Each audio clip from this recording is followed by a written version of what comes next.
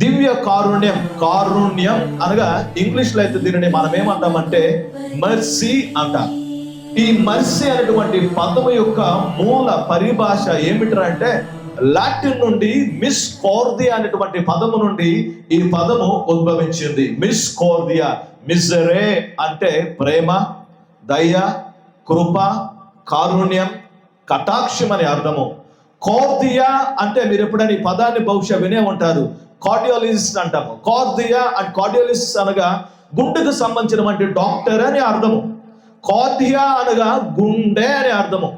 అయితే క్రీస్తునందు ప్రియమిత్రులారా, ఈ కారుణ్యం అనేది దేనికి సంబంధించిందిరా అంటే, కారుణ్యం అనేది కేవలము ఉద్వేగం మాత్రమే కాదు. కారుణ్యం అనేది కేవలం ఒక భావం మాత్రమే కాదు. కారుణ్యం అనేదంట క్రీస్తునందు ప్రియమిత్రులారా గుండెకు సంబంధించింది. గుండెకు సంబంధించింది. ఈ కారుణ్యాన్ని లేదా ఈ మర్సీని హీబ్రూ భాషలో ఏమంటారంటే రహీం అంటారు, లేదా రహమీం అంటారు. అనగా గర్భం అనే అర్థం అంట. గర్భం.